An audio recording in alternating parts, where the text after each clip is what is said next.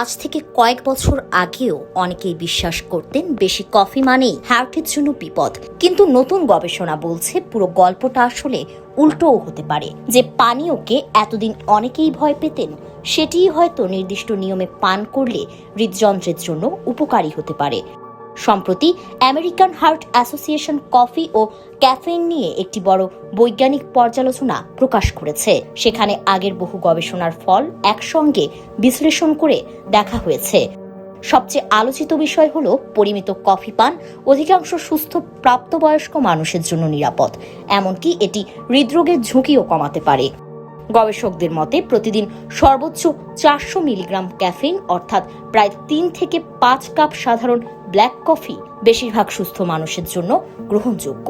তাই কফি খেলেই heart attack হবে এমন ধারণার পক্ষে এখন শক্ত বৈজ্ঞানিক প্রমাণ নেই। এর কারণও আছে। কফিতে শুধু ক্যাফেইন নয়, ক্লোরোজেনিক অ্যাসিড সহ নানা ধরনের অ্যান্টিঅক্সিডেন্ট ও পলিফেনল থাকে। এগুলো শরীরের প্রদাহ কমাতে সাহায্য করে এবং রক্তনালীর স্বাভাবিক কার্যক্রমে ইতিবাচক ভূমিকা রাখতে পারে।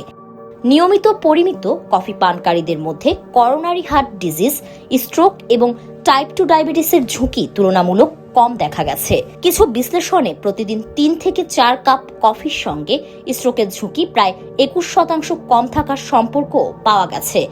তবে এখানেই আছে সবচেয়ে গুরুত্বপূর্ণ শর্ত। এই উপকারের কথা বলা হচ্ছে মূলত ব্ল্যাক কফির ক্ষেত্রে।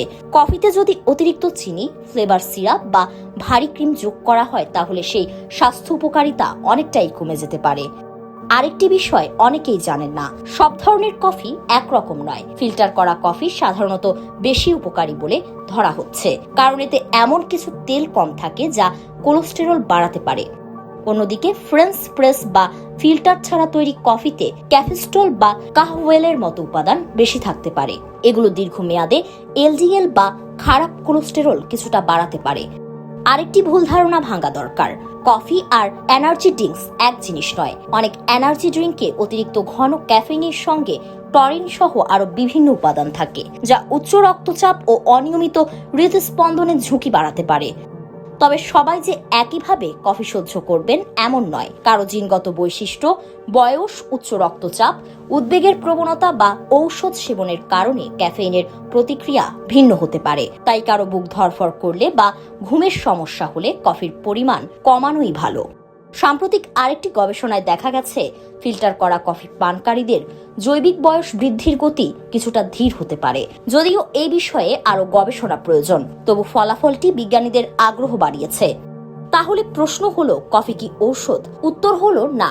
শুধু কফি খেয়ে হৃদরোগ প্রতিরোধ করা সম্ভব নয়। স্বাস্থ্যকর খাবার, নিয়মিত ব্যায়াম, পর্যাপ্ত ঘুম এবং ধূমপান থেকে দূরে থাকাই এখনো সবচেয়ে কার্যকর উপায়। তবে একটি বিষয় পরিষ্কার, কফিকে অকারণে ভয় পাওয়ার সময় হয়তো শেষ হচ্ছে। বরং সঠিক পরিমাণে সঠিক ধরনের কফি বেছে নিলে সেটি সুস্থ জীবনযাপনের অংশ হতে পারে। তাই পরের বার কেউ যদি বলে কফি খেলেই হার্ট অ্যাটাক হবে, তাহলে উত্তর দেওয়ার আগে নতুন গবেষণার কথাটা মনে রাখবেন। কারণ বিজ্ঞানের ভাষায় কফি নয়, বরং অতিরিক্ততা এবং ভুল অভ্যাসই অনেক সময় আমাদের হৃদযন্ত্রের সবচেয়ে বড় শত্রু।